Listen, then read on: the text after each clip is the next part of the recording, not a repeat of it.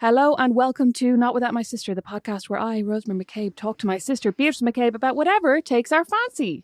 A little bit of housekeeping before we start. This month, for the month of March, every single new patronage that we receive, we're going to donate to Ukraine and we're going to match it. So basically, if you sign up to our Patreon, patreon.com/notwithoutmysister during the month of March, your entire donation, your entire pledge will go towards Ukraine and you'll get access to our back catalogue of, I think we have 35 exclusive episodes that you have not heard on our Patreon.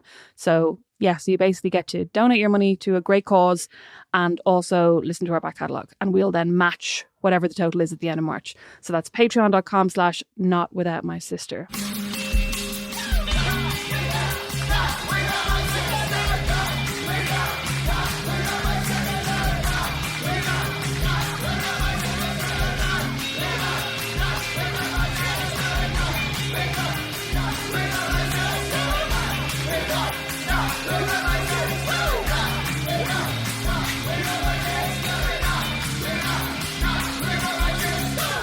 Beatrice, how are you? Good. Thanks, Rosemary. How are you? Feeling calm and relaxed after a morning with your very obedient children? I mean, they've been absolutely excellent. This morning has been just a joy. It was 9:25 when I looked at it and said, Dawn, I honestly thought it was 3 p.m.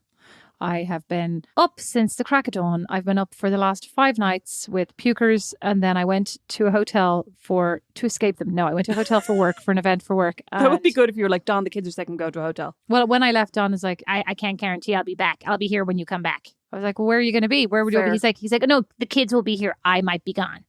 But then I came back and he looked extremely handsome, extremely haggard, extremely exhausted, extremely depleted. He wasn't even shouting anymore. He just sat in the corner looking beaten down. And he was like, oh, did you have a great time? And I was like, well, yeah, it was okay. I went and I had to give a talk to this thing in IU School of Business. Kelly School of Business. Beatrice McCabe speaking. If this was an old-fashioned radio show, I'd press the applause button. Oh, yeah. Yay! I mean, you have no idea how professional I was. I even told the Poochie Pants story. Like, it wasn't, I mean, honestly, at the end, I was like, how is this happening? How am I telling this story? I was just about to say, how did you tell that story? Well, they were the Q&A at the end. They were like, oh, can you tell us some more about your podcast? I was like, yeah. And they're like, what topics do you like to talk about? I was like, well, I actually like to talk a lot about work and business and leadership. I was like, but we asked our listeners what their favorite episode was, and it was definitely this episode of the Poochie Pants. They're like, tell us about that. And I was like, how did I get into this? Did you mention that he looked like Santa? No, I didn't. I mean, honest to God, it was just and they looked, and it's totally different, right? Like, because I'm 43, this happened to me when I was 22, and like, it feels like yesterday, obviously. Feels like, but also when I'm telling this story and I'm laughing, then I'm like, it was actually not that safe. I actually got kidnapped. It was like, it was to the Women in Business Forum. Beatrice, age ain't nothing but a number. Women get kidnapped at any age. No, but my point is, I didn't want them to be looking at me going like, this 43-year-old's totally not woke and thinks that it's super okay to be kidnapped and trapped in a room with a load of vases. Also, they were going like, she's an absolute gobber, right? Hang on. Were you trapped in the room with the ceramics? No, well, it was for a point when he introduced me to them. Anyway, that was my weekend. But went to this hotel. Sorry, that's episode 12, Sense and Sensibility, if you haven't. Oh my God. Sense and Stupidity. Sense and Stupidity is right, yeah. So anyway, I was in a hotel and... relaxing, sleeping well. Well, I had booked a 7 o'clock dinner, which is pretty early. And then I had a snooze. Kerry was on her computer, so Kerry came with me. And Kerry was on her computer and she was typing away. And next thing you know, I hear her on the phone. Yeah, unfortunately, we're not going to make dinner. So could we reschedule for 8:30 p.m.? I'm like, 8:30? She's like, you fell asleep. So I was raging. Why did she not wake me up? She didn't wake me up. She obviously thought you needed it. No, she likes a later dinner. Oh. Sneak. She claims it's because she was trying to let me have that snooze. But I mean, I'm literally like, I was only snoozing because she was working and I'd forgotten my computer, right? So... Anyway, so we go for this dinner, but we were back, in fairness, in defence of Kerry. We were back by 10:30, so it wasn't that late. Back in the room, 10:30. Lie down. Yeah, that's what I thought. Lie down, go to sleep. At 3 o'clock, rudely awoken by the stupid fire alarm. Oh, and that's not the first time this has happened to you. No, the last time I went away, also, maybe Kerry's smoking in a room. Was Kerry in the last hotel it happened in? Yeah, it was the last time we went to New York in October. Oh, yeah. The common denominator is Kerry. Yeah. And anyway, but last time I stayed in my room and then there was this loudspeaker. This is a false alarm. But the thing kept blaring. And, this time I was like, you know what? I don't know why I keep sitting in my room and the alarm goes off. Like, it means I something. think that's very Irish, though. No, it's not. I got it in the hallway. I was the only person out. Everybody else was opening their door going like, what's going on? Should we come out? And I was like, I don't know. I'm going out. I'm going I downstairs. always thought it was a real Irish thing. Like in any office I've worked in, when the fire alarm goes off, everyone just sits at their desks kind of waiting to find out if it's real. Well, instead I was like, of going like, there's probably a you know fire. what? I was just like, why am I even taking any chances? But of course, the middle of the night, did I even have the wherewithal to get my coat? It was freezing cold outside, like below freezing temperatures. Luckily, But you Kerry, weren't in your wee willy winky. What were you wearing? I was in my wee willy winky. Oh, because you sent me a selfie, but where you weren't in your wee willy winky. I was in Kerry's coat. So I went downstairs. Kerry had a hoodie and a coat, so she kindly gave me her Clever, coat. Kerry. But no, well, not that clever. Because then she's like, I was like, let's go and sit in your car. And she's like, oh, I didn't take my car keys. But she did have like the common sense. She goes, I reached into my handbag and took out my room key. She's like, I don't know why I didn't grab my handbag. This is how stupid we all are in the middle of the night. But like that's it. And, so I was saying to her, next time, now that I know she is a fire alarm attractant. You're staying in a separate hotel? No, I was going to put my go bag beside the door in case the alarm goes off in the middle of the night so I can just grab it and run downstairs. Go back. Why don't you just stay in a separate hotel? Kerry's Actually, obviously bring me. great. Kerry's obviously the problem. It's never happened with me. Great idea. You're right. Thanks. Kerry is the problem. Anyway, downstairs we go. And sorry, that would never happen with me with dinner either, because I would be starving. I'd be like, please just wake up. You're right. It's Well, no, way too Kerry late, snacks starving. all day long. She does lots of like snacking Oh, on grazing. protein I'm bars. not a grazer. I'm a large mealer. So we go downstairs and we're like, hi, is this no, it's not a beep, beep. It's not a fire. It's not a real thing. No. Fuse went in the microwave. But I smelled, I definitely was smelling burnt popcorn, like absolutely smelling burnt popcorn. But she couldn't turn off the fire alarm. They had to wait for the fire truck to come. Oh. Yeah, so we were there for ages waiting for the fire truck to come. I'm like, this is stupid. And then Kerry's like, can you make an announcement? She's like, no, we don't have an intercom system. Like, this is stupid. So everybody was coming down with all their kids. God love them. Were And there all any their- hot firefighters? No, there was the jolliest looking, most delighted looking firefighter ever. Oh, that's nice. I was like, Something why to is he do. so happy? Yeah. Probably because he's been waiting for an alarm all day. Oh, probably because he's also like, big. Sorry. he was also like, I could just eat this popcorn. But I think there was like 1.5 million. It's a big college town. Oh, so it is a big town then. It was big enough. I thought it was like a sleepy little village like Serenity and Sweet Magnolias. No, they were having a no to war Ukraine protest outside the college and everything. Like very, very good. Oh, yeah. that is very good. Mhm. Anyway, you had a very restful weekend. You're ready to podcast. Oh, anyway, so I'm wrecked. So I'm dying Full to of do this vim and vigour. podcast, and now I want to have a snooze. Today we thought we would talk about rules to live by, not the Jordan Peterson book. Down with Jordan Peterson. I Not accidentally the bought Jordan that. Peterson book. But I bought that before I knew he was a fascist. you? Yeah, I didn't know. do you have it here somewhere? Yeah, it's somewhere here. It's somewhere in there. I'd probably read it out of interest so that then I'd know what I'm Well, doing. I read a great review of it in the New York Times. So this was like a while ago. So I bought it, and then I read more about him, and I was like, oh, I really am annoyed I bought that. I'm annoyed you bought that as I well. know, But I'm kind of glad you have it because I'm always poo-pooing it, but I haven't read it, so I feel like I should read it. Anyway, not the Jordan Peterson book. This is inspired by a couple of months ago, well, a year ago now, when I was moving. I remember I was talking to you and Don about it, and Don all of a sudden, apropos of nothing, Oh, for God's sake. had not been asked, said, I don't do moving. Well, he has done moving many times. Yes, well, he doesn't do it anymore. And then a couple of weeks ago, we went for brunch with Brandon's family, and I said to his brother, do you want to hold a baby? And he was like, I don't do babies. And I was thinking about what are the rules that I'm like, I don't do. You don't do gravy in other people's houses. I mean, gravy in restaurants. Oh, anywhere other than your own house. What? Like, I'm more likely to eat. I'd eat it in my cousin's house. Do you know what I mean? Family gravy, I'd eat, but I think like it depends on the cousin. depends on the cousin. But I'm I would sure not I'd be eat it in the English I would cousin's not house. be You eating wouldn't it. know what the English do I'd doing eat- with their yeah, gravy. I wouldn't be eating it in restaurants. It's like somebody else's, some unknown person's gravy. Don't want to suck that. I know. You'd be sucking gravy anyway. I know we've slightly touched on this before, but like, have you never had a carvery dinner? Of course I haven't. Having a laugh in a Oh restaurant. my God, I thought you were going to say I have. No, in a pub, like a Of course carvery. I haven't. Absolutely the last thing I would order. Never, like even when you were younger. No, of course not. What about in school when you go down to the poutine at lunchtime? Did you never do that? Yeah, I did. Of course I would never eat that. What would you eat? I'd eat chips and peas or something like that. Not chips and gravy. Absolutely not. Are you having a laugh right now? Not really, because like I feel like I ate chips and gravy, not because I like chips and gravy, because I was like, that's what we're doing. Everyone's eating chips and gravy. I'm eating chips and gravy. and gravy. You know I love a bit of peer pressure. Soggy chips. Well, they're not soggy if you eat them quick enough. Rosemary. Oh, I tell you, I do not do wet food touching dry food. That's what I don't do. Unless it's like deliberately intended. Like mushy peas need to stay on their side of the plate. So you basically, why don't you just buy yourself a baby plate with partitions on it? I've used them. I'd say you'd like that, would you? I mean, This is very applesauce Claire is McCabe of okay. you. Like, I know applesauce is okay only on the pork, but like the applesauce touches of potatoes, no thanks. Oh, we talked about this before, how at Christmas you don't do like a sandwich, but you know what I mean? Like you don't do like a bit of turkey, a bit of potato, a bit of gravy, and all on the same fork. She's looking, I mean, if I could, somebody needs to illustrate this podcast because the faces you're making are very No, entertaining I'm more to me. thinking this is at least the 4th episode that we've had this conversation. At I know, some but I point, still can't you need to believe get it. it through your head that That's this is not rude. what I do. So I do not do that. So basically all your hard and fast rules are around food. No, I just haven't thought of the other ones yet. I don't do... I don't know. Keep going. I don't do high fives. What? I don't do high fives. Only because you can't. That's exactly what I was going to say. That's not the same as not like doing them out of No, principle. I out of principle because previously I've tried to do them and I've missed and it's very embarrassing. No, I don't all do you high have to do fives. is you have to make sure that you're looking at the other person's elbow. Trust me, I learned this here. Kerry actually taught me how to do a high five.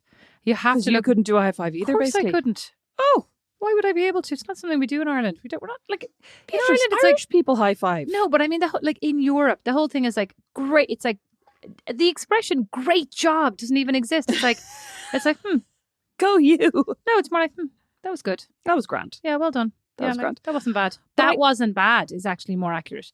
That wasn't Yeah. bad is the European equivalent of, and in France it's ce n'est pas horrible. Oh, ce n'est pas horrible. It's like it's not awful. Like that is a positive High motivational praise speech. in France. You know what? I truly believe, even if I was an excellent high fiver, I just think there's something really embarrassing about adults high five. I'll high five a child because I feel sorry for them. I won't high five an adult. It's But like embarrassing. also post-COVID, I mean pre-post-COVID, like mid-post-COVID, I don't want to be touching other people's hands unnecessarily. Fine, but even before COVID, But like why do adults high five? But I mean, it's okay to be stupid. high-fiving at a sports game. Like, yeah, man. A sports game. A sports game. Said like a true sports fan. Mhm. Thank you. You're welcome.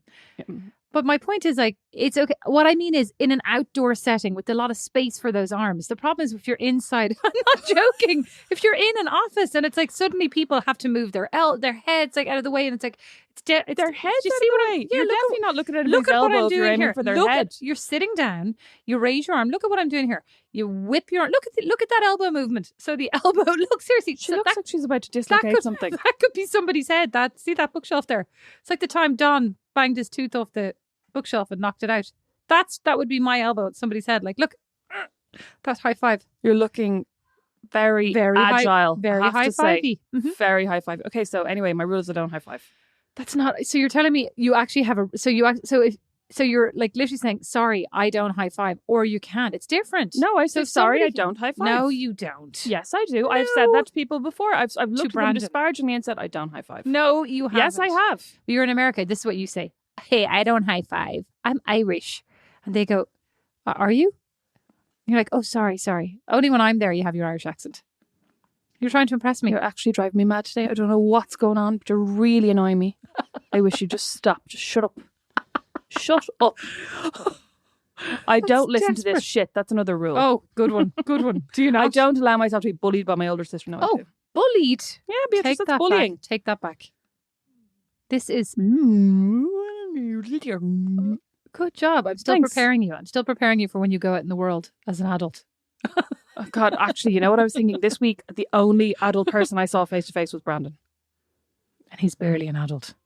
No, That's the but I other was thing. thinking I need to get out more, basically. Well, I was thinking I need to get out more as well because during this 3:00 fire alarm fire fest, I was about to say, I got a massive fit of the giggles, like massive. That That's picture actually, that you I need to sent get you, out less, Beatrice. But That's that like, picture you that need I to sent protect you, other people from like yourself. literally everybody was walking around. The kids were crying. The people had their dogs wrapped in blankets, and I was on the couch like in hysterics. They're dogs. You could have brought Daisy. I know, but that picture that I sent you, like Kerry looks incredibly pissed off. The fire truck is in the background, and I am in like You look there are teary-eyed tears in your eyes. Yeah. I was just in hysterics. I couldn't stop laughing. I don't know. I'm so tired. You've And then lost I her. couldn't get in the lift with these three because like I was literally I could bear when you that's what I'm like. I do have muscles in You my had a stomach. stitch? No, I had like actual pains in my stomach muscles from laughing so much. Right. And I was like laughing. And Kerry's like, come on, we're gonna get in the lift with these three. And they were looking at me like this one's cracked. And I was like, no, we'll get the next lift. So like they closed the door, right? So I wait approximately 2 seconds, press the button, next thing you know the lift opens again and With they're the there. same people in Yeah, it. Oh, they're there, like, embarrassing. and they were there glaring at me, and Kerry's like, "Oh, sorry," and I literally like was still doubled over laughing. I'm sure they're just like, "This one's cracked." I'll have to post that picture of me looking absolutely like. I actually Kerry kept going. I mean, not reassuringly, you look just like your mom in that picture. I'm like, Mom's always laughing like that. Oh, she is actually. She does get hysterical. Remember that time she tried to put on the Green Hornet mask or whatever it was? Got a fit of giggles. She was trying to get it over her forehead. She's actually such a plonker. Okay, so what else are your hard and fast rules? You don't go to hotels with Kerry anymore. I don't dive because it's off-putting to other people because I'm so good. Because the way I cut through the water like a butter knife. So this is exactly like my I don't high five. You don't dive because you're shit at it. Excuse me. When I propel myself up in the air about half an inch and then fall forward into the water, that's just not something I want other people to be feeling inadequate. You won't be able to dive now because your pool won't be deep enough. It is deep enough. You can't dive off a diving board. I mean, Rosemary, the kinds of diving we're talking about here are like light jumping and falling. Sitting down on the edge, hands together, fingers pointed, toes under you. Do you remember that time in Turkey that Abigail, I don't know if I've talked about this before, that Abigail was teaching me to dive? And I dived into the pool and I did a breaststroke, but I was still pointing downwards. Yes. You know what I mean? And I whacked my nose off the bottom of the pool. You did talk about that. I think is that what happened to your nose? I do not allow myself to be bullied by my older sister. See? I do actually. That's a lie. Honestly, now I'm looking at your nose going, is that why the tip of it is kind of flat? Actually, bog off. They're so rude, and that was entirely uncalled for. Oh God! I don't allow people to mansplain to me anymore. That's what I don't do mansplaining. How do you stop them? I just walk away. I just go, sorry, mansplaining, and I walk away. No, you do not. I'd love to, though. I know you would love to, wouldn't you? God, I would love to. Sorry, I have more information on that. I have more knowledge on that area of information than you do. Bye. You know who really doesn't understand mansplaining? God bless him. My husband, because he mansplains to me all the time, and then I'll go, Brandon, thank you so much for mansplaining that to me. And he'll go, well, I just thought you didn't know. And I'm like, that's exactly the point of mansplaining. It's literally like a man going, I don't think this little woman knows anything about this, so I'll explain it to her. Have you not shown him that diagram? Probably not. I don't even know what diagram you're talking about. The one where the woman who, I think she coined the term mansplaining, where it goes, are you sharing information that it's what's it called, like a mind map, like a multiple choice avenue. Were you asked to share this information? Yes, no, right? If yes, do you know more about this topic than the woman you're explaining it to? Yes, no. Well, see, Brandon's answer would always be yes because he thinks yes. So that's the very definition. No, but no. It's not about your opinion. It's like the facts, right? The facts. Whereas he'll be like, well, I didn't know the facts. Like, well, then I should be explaining that's exactly to you. True. I think, but I mean, in fairness to Brandon, just to defend him in case he ever listens to this, and I want to come across as the good sister-in-law because he totally mansplains. No. I think he splains more than mansplaining because I think I've heard him splaining to men as well. Oh, he might do a bit of splaining to men. I think he's more of just a splainer. Like he thinks that he knows more than everybody. Can I tell you now for nothing? Brandon doesn't listen to our podcast anymore. And how I know is because he said to me a couple of weeks ago, I was really, really bored at work. So I listened to an episode of your podcast, Rude. And then he was like, and I have a lot of objections to clear up. Huh? Like but then he couldn't remember what they were. The aegis. I think one of them was about the profiteroles. He was like, I did not eat that many profiteroles. He absolutely did. I love, God, men have great revisionist history abilities, don't they? Men and mom. Men and mom, yeah, you're right. What do I not do? You know what? I don't get jealous of mom and her favoritism anymore. I don't do jealousy. I was reading about Mary McCartney in The Guardian. Mary McCartney, age 52, daughter of Paul and the late Linda McCartney. Who do you despise? I don't despise anybody. I love everybody. Say she despises Stella. What regrets do you have? And I have no regrets. I focus on positivity. What do you, literally at the comment at the bottom, I was like, thank God. I didn't have to write in because somebody had already written my comment. This one, totally insipid interview. None the wiser about her personality. And obviously it's just like totally talking like hogwash to sound like a very positive person. Probably not. Anyway, that's what I was thinking. So I was like, but you know what? I should do that. I could do better. So I don't do negativity. That's what I don't do. Negativity. Okay, can we actually be serious? Because that's not true. I am serious. Because I arrived over here and you were very negatively speaking to your children about tidying up the sitting room. I was getting a positive, I was positively moving towards tidiness. That's all in your perspective. Mm-hmm. See, you see negativity where there is none. I don't do negativity anymore. Okay, what do I actually not do? I don't know what I don't do. I mean, I feel like I can be bullied into basically anything. I don't do fancy dress. Yes, you do. No, I don't. One Halloween you didn't because you had a baby. Beatrice, I haven't done fancy dress in years. You are so annoying. But you're sometimes. going Why to be can I doing it this year. But you didn't. No, have... I'm not doing it this year. Yes, you are. Put your finger down. But you didn't have any reason to be doing it ever. Like you weren't in America where they do fancy dress, where fancy dress is a big thing. Excuse me, I have been invited to at least 2 fancy dress parties in my life, and I've said no because I don't do fancy dress. I don't like it. I think buying a costume is lazy, but I'm too lazy to make a costume. So what about having a costume bought for you? No. Yeah, you are going to be doing lazy. it. It's a big thing. It's a big thing in America, and everybody does it in the office. If you dress up all day, No, I had to sorry. be. Excuse me, I I'm had not to in be your office. I'm going to be the one staying at home and handing out the sweets. I had to be Ursula the Sea Witch, and I bought this That was tiny good. crushed velvet outfit. It didn't look tiny. It was size large from Amazon, and when it came, it was like a bandeau velvet Size crushed large top. from Amazon. You're a fool. I know, yeah, I know. I mean, which honestly means extra small. I know. And then I had, of course, didn't try it on because I was in denial about it. And finally actually, nobody gives me, you know what I obviously don't do, but not through my own choice. I don't do sexy Halloween because I was given, we were doing Disney theme. We do like the entire team does Some it. people think Ursula's sexy. The point is, I was given Ursula the Sea Witch while everybody else was a princess or a teacup. Well, you were given. Yeah, I was assigned. Who I signed can't, these? luckily for them, I can't remember. That's rude. Yeah, I know. And so anyway, I was painted all purple, which was a pain in the arse as well to clean off. And then this year I was Peppermint Patty from Peanuts. And let me tell you, she's not sexy either. And Patty from Peanuts, not even sexy saying it. And then No. the year before Ursula, you were the snitch from her. I was the snitch. And I couldn't fit through any doors either in the office. She got this big inflatable ball. It was a genius costume, really. Thanks, Rosemary. I think it was my idea to get the big inflatable ball. It was my idea. And then Dad hooked up those the moving little wings. wings. Yeah, and I put them on and I immediately knocked one off on the door frame because I could barely move in that thing. It was impossible to get in and out of. And then it was really hard because I was in the office in costume all day and I couldn't go to any meetings. I had to stand in the doorways like being talked to. It was really annoying. That's actually genius for you. Like, you know what, this Halloween I'm going is like somebody that can't go through the doors. Yeah. And that can't sit down in meetings. It's good. Yeah, what else was I? I can't remember what I was when I was in Dallas. Remember when you worked in Dallas, didn't one of the teams go as a part of a roller coaster? Yeah, they did that As, like, here the as well. seats, It's that actually was brilliant. good. And the stuffed legs, and then they like walked around Oh, swaying yeah. from side to side. Another one that somebody did, which was brilliant, was everybody dressed up as, we don't really have them in Ireland, I don't think, but like, you know, in used car lots, they have those big, tall, inflatable men that float around kind of scarily. Oh, yeah. Do you have them in Ireland? Do No, we I have don't them? think so. I mean, Well, I think people know what they are. People but- dressed up as them, and then like they had some remote control cars, so they all walked around. There was a salesman, remote control car, and then all the people on the inflatable team were things. dressed up as the inflatables, and it was actually hilarious. That is clever. It was very clever. But they could get into meetings, so that was short-sighted. Yeah. Oh, another one that a team did when I was in Dallas was they all dressed up as Lego people, but they did like Karl Lagerfeld Lego, you know, like really clever. So it was like Karl Lagerfeld's face with and then a black suit and like, what's her name? Choo Choo. What's the cat's name? Chouette. Choupette. Choo Choo. I work in fashion, I swear. R.I.P. Carl. Yeah, it was actually classic. It was a brilliant costume. Let's say he's turning his pearl casket. Oh my God, it was brilliant. Do you think he has a Chanel casket? Probably got cremated. No idea, but Rosemary, I tell you what I don't do. I don't do conjecture.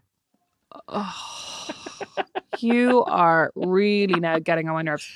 Now, not to contradict my own, I don't do fancy dress, but I did suggest to Brandon that this year, if we were going to dress up, we could go as Labyrinth. That's a genius idea. Yeah, and I want to be Hoggle. You can be, I was about to say you You can be bitch. Hoggle. You can be Well, I beat Hoggle. you to it. I want to be Hoggle. Atlas can be the baby. Atlas can be the baby. William can be David Bowie. Brandon can be Ludo. Oh, that's And brilliant. Finn can be Jennifer Connelly. But Finn won't. Like, he's not going to put a dress on. So Well, I would say William could be falling at the Jennifer first hurdle. Connelly. He's not going to put a dress on either. I'll be Jennifer Connelly. I bought them both leggings from. Maybe we could do a whole family thing. I bought them both leggings. Well, then I want to be the worm. You're the one who goes, "Hello, come in, make the missus." I love that worm. Anyway, I bought them both leggings from the girls section in H&M. And they were very cute with like dots on them. And Brandon was like, "They're for girls." I was like, "So, like, who cares? It doesn't matter." What is this gender splaining? Then they came home from school and they were like, "A girl in my class said these are for girls because she has them too." And I was like, "Well, I mean, some things, some things maybe are for everybody." you should just say maybe they're for boys. Maybe she has boys' leggings. Oh, I didn't say that. Oh, for God's sake. I said maybe they're for everybody, and I was like, girls wear trousers, boys wear trousers, girls wear this, boys. And he was like, "You're right." Oh I my mean, God, they I'm were from the amazed that girls they section. listen to the end of that, because normally I tell you what I don't do. I don't do parenting exceptionally well, because any time my kids ask me anything remotely serious, I go, well. And they immediately turn their back and walk away. Well, Finn asked me the other day, what do the dark ages mean, right? And Brandon started saying something about like basically before there were lights. And I was like, shut up, Brandon. I was What? like, Is he having a no. laugh? And I was like, it's before the age of enlightenment when people didn't know. And literally Finn turned around and walked away. And then the next day I heard him saying, Dad, what are the dark ages? Well, maybe you need to get Brandon in a room and be like, Brandon, before you're asked this question again, let me explain to you what the dark ages are, because obviously he's not aware. God, Rosemary. I thought Brandon was really smart, but now I'm thinking he was just faking because it was in the pandemic. We weren't hanging around with a lot of other people. Well, so he is to compare him very, to. like a lot of men, he is very good at giving the impression of smartness, whether he is smart or not. But he is. No, he is. Like, you'd never, you could bring up anything and you'd be like, he knows a lot about that. When he doesn't. God, the confidence is amazing. It's like, I'm just going to give that book a plug again, that book that I read. Why So Many Incompetent Men Become Leaders. By, what? Is that the correct title of it? Yes. I don't think there's so many. I think it's How Incompetent Men Become Leaders. I'll just look it up for you. Let's see now while I'm being explained at. Why So Many Incompetent Men Become Leaders by Thomas Chamorro Premazic. I'm sure that's not how you pronounce his name. It's called Why Do So Many Incompetent Men Become Leaders? ? And in brackets, and How to Fix It. Correct. So I was much more correct than you were. Yes, Rosemary, you were missing 3 words and I was only missing 1. Fine. So, and the whole premise of it is not that men are idiots, but that there's a much lower bar for men to become leaders in organizations. And that not that the bar should be lowered for women, but that women are such good leaders when they actually do become leaders because they have had to study more, work harder, get more experience. Get there, yeah. You know, they're older when they become leaders on average than men, like of the same level, etc. And the whole hypothesis is not how do we lower the bar for women, but how do we raise the bar for men so that all leaders are equally talented and capable, because the idea is that if you are a man, you are often given credit for things, skills that you don't have, and so you become a leader before you're actually prepared to. You're assumed to be qualified. Yeah, but you also assume, don't. and if you're a man, you're also assuming your those qualifications for yourself, whereas women do not. Yeah. Well, I read a book with a very similar premise called The Authority Gap, but I think yours was probably better. Because like The Authority Gap was good. She was interviewed on the Guardian Today in Focus podcast, and the book was very good. But a lot of it, I was like, I already know that. Even though reading it made me go, now I can say, well, I read in this book. Well, I thought this book was very good because normally when I read books about work or organization or leadership or whatever, I get halfway through going, fascinating, and then I'm like, oh, I don't want to read the end of this. You know, and I read the whole thing and thought it was great. It's more that like there's so much content in some of them and like it's repetitive, you know? Yeah. But this was like very entertaining, very well written, very like it moved forward. It had a lot of momentum as a book. You know, where often I think leadership books are a little bit stagnant. It's like every chapter is kind of a point unto itself. So you're like, I don't really need to keep reading because I could stop here. Yeah. That it's not like hasn't got a narrative arc. In the exactly. But this was engaging. You think? Very, very engaging. Very, very engaging. I'm trying, like, what would I like my life rules to be? I don't put things off. That's what I'd like. I don't do procrastination. Well, can I not just say I don't put things off? I don't know why you're trying to be so fancy. You were saying I don't do. That was the big... fine. I don't do putting things off. Say whatever you like, but you have to add do in there. Okay, I don't do. Just like the book, Why Do So Many Incompetent Men Become Leaders? I have to continue with this conversation. I don't do procrastination. That's what I'd like. But I do procrastination. A lot. But I'd like to stop. But I don't really know how. I was only somebody was talking about this yesterday at the IU Kelly School of Business where I gave a talk, and they were talking about procrastination and how to avoid it. And what was it? Who was it? Oh, maybe it wasn't actually. I just gave the plug for that thing again, and maybe it wasn't that. I think it might have been somebody in the office last week was talking about somebody saying that they're not. Oh, you know, it was a guy in the office was telling me about knowing that you procrastinate. How do you get things done? I think he was talking about somebody who said that he was a writer. He was referring to a writer, and he was saying this writer anyway wrote a book, and it took him 3 years to write a 150-page book or something like that, right? And he felt like that was way too long. But then he took a step back and said, you know what, I'm not very good at like forcing myself to do things. But if I write 3 pages or 2 pages a week, every week, and I'm just going to write them whether good, bad, or indifferent, right? And if I write those 2 pages, by the end of my life, I would have written 10 books. And in that case, I would be a prolific writer. I would consider myself to be a prolific writer. And I was like, that's kind of an interesting way to think about it, because I think we're very quick to say, I didn't do it like within 2 weeks, therefore I failed. At least that's what I tell myself when I look at my rowing machine and go, I haven't done that for 2 weeks, but I have the long arc of my life to get on that rowing machine and have many, many rows. And if you rowed for 20 seconds every day, in 6 weeks, in 3 weeks, you'd have run a minute Oh, never mind. Stop. You'd have run a minute. Well, I mean, the problem was, I mean, the last 2 weeks, everybody in the house has been entirely sick. I don't do sick kids. Please, that's a preference, maybe. Just sorry, I'm not sure if the podcast is going to pick this up, but there's a child crying in the background and he's running around. I'm like, I don't run while crying. I'd be dead. I presume he's looking for an audience. Oh yeah, poor him. I used to hate that when you were a kid and you were crying and nobody paid attention. You'd be in your room getting louder and louder and louder. He's always crying, but like, why does he walks right past that door there for his first scream. For the initial scream is always done outside the podcast door. Well, he wants to prove that he's more important than the podcast. Of course he is. Oh, hold on, I better go. I'll be back in a minute. We're back. Oh. Foiled.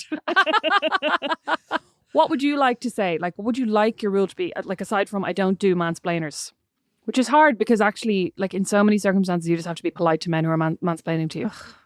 I don't do imposter syndrome. How about that? Do you feel imposter syndrome a lot? That was one of the questions yesterday at the IU Kelly School of Business. But I was thinking, yeah, don't we all? Like, yeah, I do. I mean, I think there are always.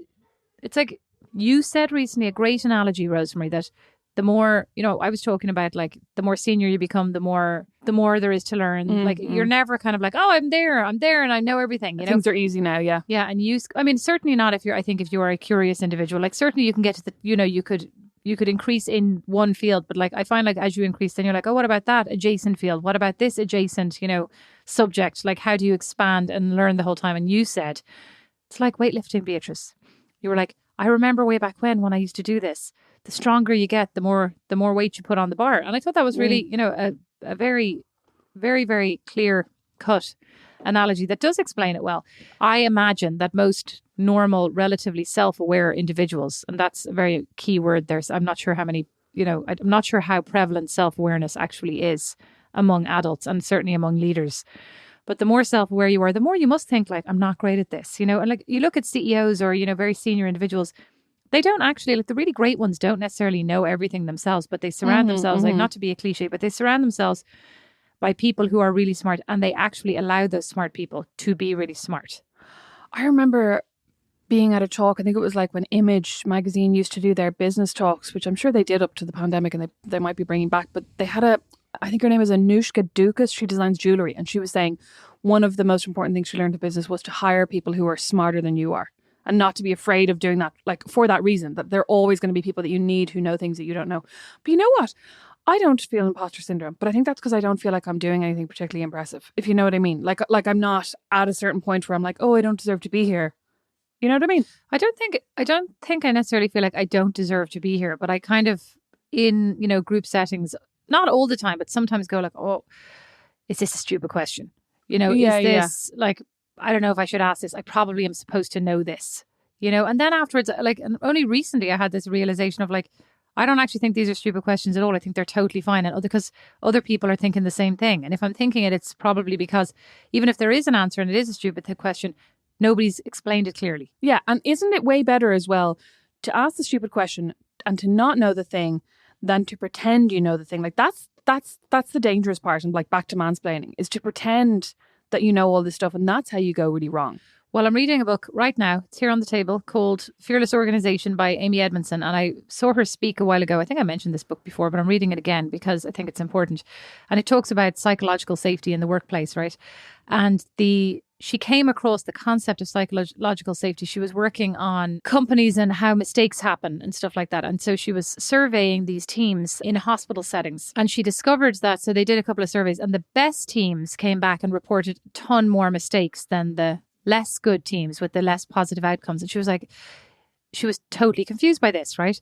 And she's like, this doesn't make any sense. Like, how do they have way more mistakes? But then she came up with this hypothesis that actually they felt comfortable admitting to their mistakes and talking about their mistakes and looking for solutions. Whereas the less successful ones didn't admit they had them, therefore couldn't address them, therefore couldn't get better. Yeah. But like, it was actually like really scary because when you think about it, like, depending on your industry or what field you work in, like the medical industry is one where you would hope that people would have the confidence to say, doctor, I don't think you've prescribed the right medication, or doctor, like the example they gave here was that a nurse said she didn't feel comfortable asking her doctor, like whoever was in charge of the neonatal ward, if he had prescribed the right medicine to a prenatal, whatever, to a premature baby whose lungs had not yet inflated correctly. And she didn't see it on the chart, but she assumed that if it wasn't on the chart, then the doctor must know better than she did. And she was afraid to ask him because he was known for snapping at people. And you're like, the fact that you would prioritize, and I mean, it's very human. I'm not criticizing her, but the fact that in the, like, because in the split second, you're not playing out the long-term arc of like that baby's lungs. You're just playing out like, oh, he must know better because, like, you know, he's going to shout at me because he definitely knows the answer. Yeah. And that was because you don't feel comfortable. But like at the end of the day, if you're the doctor, wouldn't you be thinking, thanks for checking with me because I have a lot of other things that I'm thinking about. And I appreciate you making sure that you should be thinking that. Yeah, you should be. And I mean, you can't fix your mistakes if you don't admit you've made them. Do you know what I mean? Correct. We're like thinking of my stepson William's obsession with the Titanic. If your man, the shipbuilder, who looks like Harland and Wolff. No, your man, well, I'm thinking of the movie. Remember your man was on the boat, he's like, I've built you a fine, strong boat, Rose. I haven't watched it recently, Rosemary. I'm not as lucky as you are. All right, I've watched it, I've been forced to watch it several times. But if he had admitted sooner that the ship might sink, they could have started the evacuation sooner, instead of being like, the ship isn't going to sink, don't worry. And then like 4 hours later being like, ship. But however, would it have mattered because they didn't have enough lifeboats anyway, right? Well, they could have got a lot more people into the lifeboats because most of the lifeboats were half empty. As I've learned from my, as he told me, Titaniac stepson. Remember, he was like, I'm a Titaniac. Sad. I know, it's so sad. On that sad note, a little reminder, sign up to our Patreon this month, in the month of March. For $5 a month, you get access to our whole back catalogue, and your donation, your patronage for the month will go towards Ukraine, and we will then match whatever we get from patrons. So it'll be doubled, basically. Thank you all so much for listening, and we'll catch you next week. Thanks for listening. Bye. Bye. Not Without My Sister is produced by Liam Garrity, sound and original music by Don Kirkland, and our original illustration is by Lindsay Nielsen. Not Without My Sister is a member of The Warren. As is our podcast, The Critter Shed. For more great podcasts, hop along to thewarren.ie.